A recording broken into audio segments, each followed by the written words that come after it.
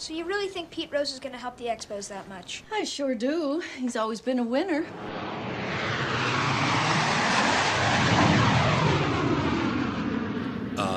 Hello.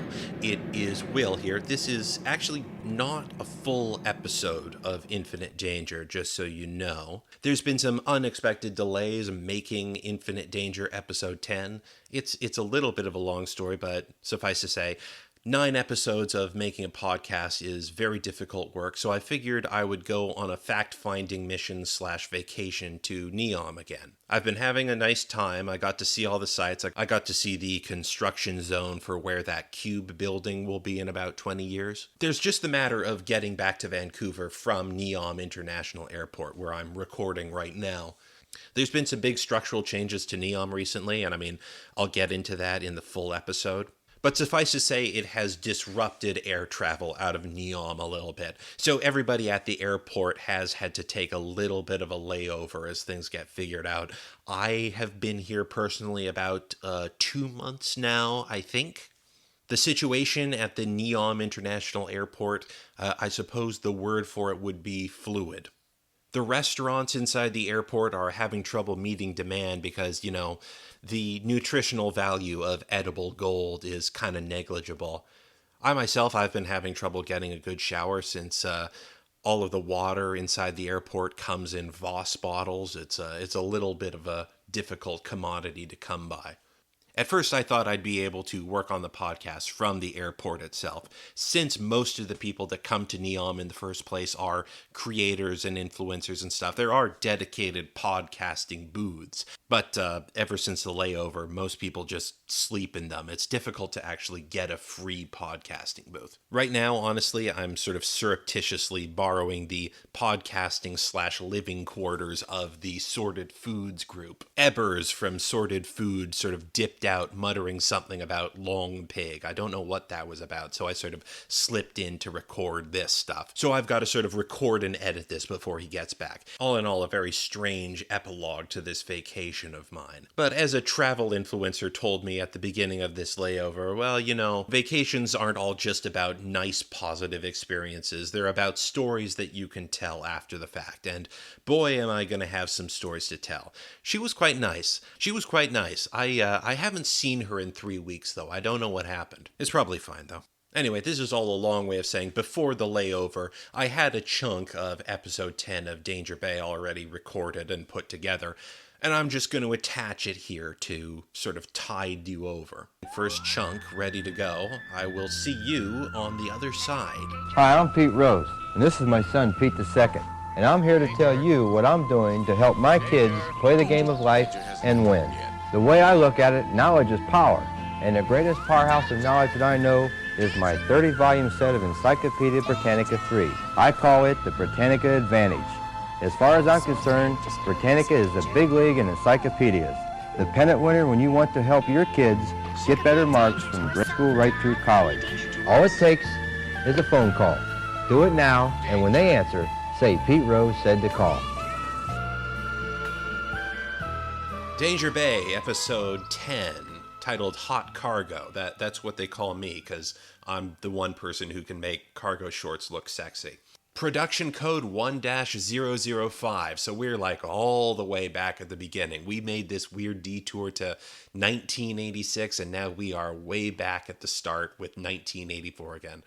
It's a mess. And seeing as it's a very early episode of Danger Bay, we are right on to the classics. You are having fun with your little sitcom farm adventures. This is the Jonah Goes Blind episode.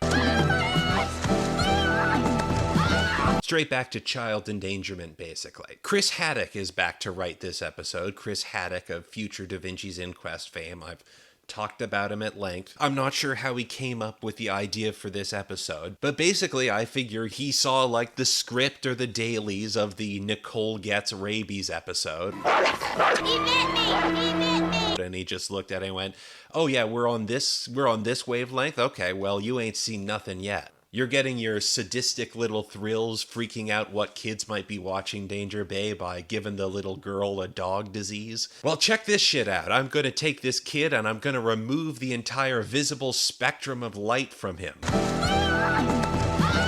That and Chris Haddock was one of the writers of one of those fish mystery episodes, the Hatchery Crime Story. And in that episode, you might have noticed that Chris Haddock does like imperiling Chris Crab and the Jonah character quite a bit.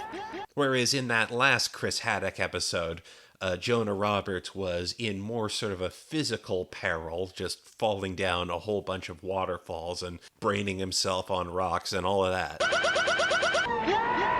Chris Haddock is introducing him to a slightly more existential form of trauma this time around.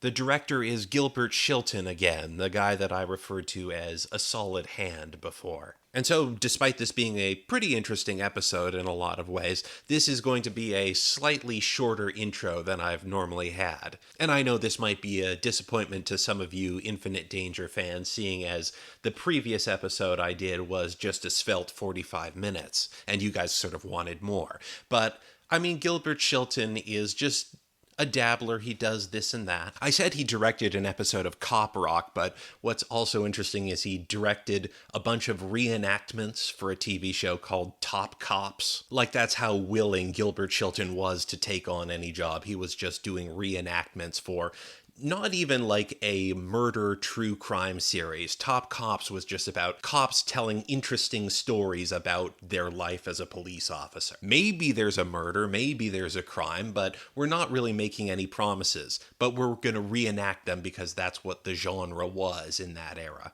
One thing that I suppose does make Gilbert Chilton a little more interesting is that he has directed a lot more martial arts than a lot of the other directors that we've seen so far. Nothing high-end, I mean, it's all TV grade, but he directed some episodes of the TV series based on The Crow. The Crow had a TV series, did you know that? I'm just finding it out. I mean, I guess it's Crow season. Although I suppose it is sort of established, yes, I don't know very much about Brandon Lee or his life and work. But he also directed an episode of a show called Vanishing Son. Running from oppression, yearning for freedom, he came to America. But when he is falsely accused of murder, he must run again, searching for the truth. The hunter and the hunted. Vanishing Son is sort of interesting because it started off as a series of made-for-TV movies and then finally one season of regular TV. It aired alongside Tech War and Hercules, if that tells you anything about what sort of caliber it was. But it is interesting because it is basically an attempt to make a Hong Kong action drama into something that you could serialize. Another thing that makes this show interesting is that it is one of the first shows to have a predominantly Asian cast in an English language TV show. At the very least, that's the show tooting its own horn. I don't know if that's entirely accurate, but it is interesting to watch the show and see that it is an entirely Asian cast with explicitly Asian names. The characters actually have names like Jianhua and Lao Yong, but it really does bear noting how long it took, how deep into the 90s you had to get before the characters in the show weren't just named by the white writers, you know, Jackie, Sammy, Casey, like just a big spinning lazy Susan of those three specific names. Chilton directed a few episodes of a Canadian legal drama called Street Legal, which is basically about a bunch of young and hungry lawyers. But of course, it's the 80s, so all of these young lawyers look like they're already in their 50s. Street Legal was actually very popular when it came out. It ran for 8 seasons. Actually, the CBC in the mid-2010s did do a reboot of it, which I think only lasted 1 season. Really, looking this show up, I was just amazed by how many television programs thought that Street Legal was a title-worthy pun. If you're looking up this show, you actually have to be very careful because there are so many different productions that love that particular Street Legal pun. There's the 2 CBC shows. There's the old one and the reboot, but there's also a New Zealand show that has no relation to those ones. They also called it Street Legal. You wouldn't know, but there's actually a TV show called Street Legal running straight to Tubi right now. It belongs to what I can only call the new genre of Tubi exclusive blaxploitation. Like, you look up the production company and it's making like 4 or 5 films a year and they all have like budgets of $100K. And all their other works are things called like Tears of a Hustler, Hood Riches, Sean Sinclair's Sex Mogul. Now, Gilbert Shelton's career is mainly focused on television and straight-to-TV and VHS movies, but he does have a theatrical release in the form of a movie called The Void, because for various reasons it got put into theaters in Hungary and Argentina. It was still a straight-to-DVD movie in the US and Canada. At the beginning of the 21st century, science will lead us into a new era that will change the course of mankind. Very little can be gleaned about The Void. The only images I've seen of the film are just the same movie poster over and over and over again. The experiment is online. You could create atom-sized black holes under the right conditions. But one detail has been overlooked. And I've discovered a critical flaw in your calculations. And she won't give up. It's a sci-fi thriller that is oddly too ahead of its time because the whole plot revolves around a giant particle accelerator that accidentally creates a black hole. But this was like 2002 and nobody had those fears about CERN just yet. Funnily enough, it's almost like an exploitation movie that is exploiting something way too early.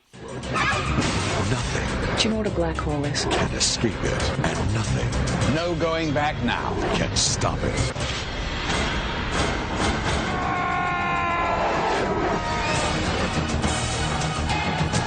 Not much attention, I think, was put into the marketing budget for The Void.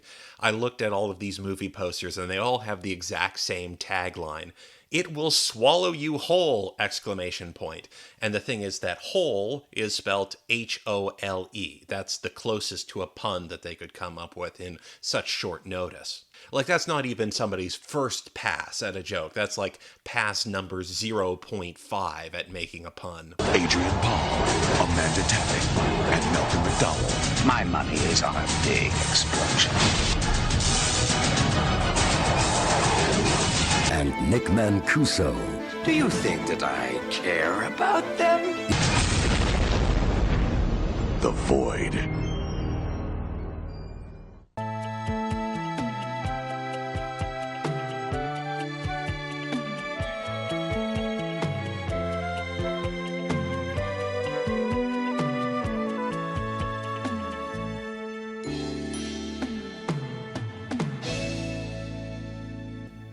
The episode begins with a cold open of a helicopter flying over a little inlet in the Pacific Ocean. Underneath it is like a giant, almost a fishing net that's just full of a bunch of green barrels that are very ominous looking. They cut to the pilot inside, who looks very sketchy.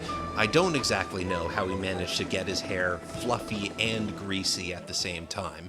He just pulls a big lever and down falls some big green cartoon poison barrels with a nice conspicuous skull and bones on them. We cut under the sea with some good underwater photography, and the barrels start rolling further and further downhill. And conveniently for the audience, as the barrel rolls, it stops just as the poison symbol points towards the camera. Strangely enough, I don't think that the poison skeleton on this barrel is particularly standard issue. It's probably not BC WorkSafe approved. The skull is neither giving a dangerous scowl or some sort of rictus grin. He just seems sort of bored and nonplussed. Like the most neutral skull there has ever been in the world. Just no emotions. It's like you're having a conversation with the skull and you suddenly drop the lines, you know, recently I've been getting into mahjong-based anime, and this is the sort of face that you get back in return. A funny little production hiccup here.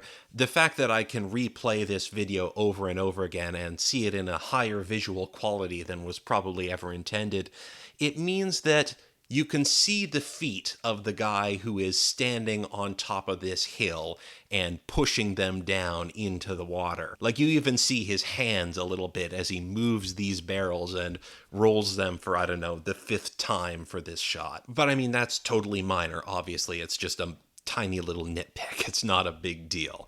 I mean, if you watched an HD remaster of like Thunderbirds, would you spend all your time looking at the strings moving all the puppets around?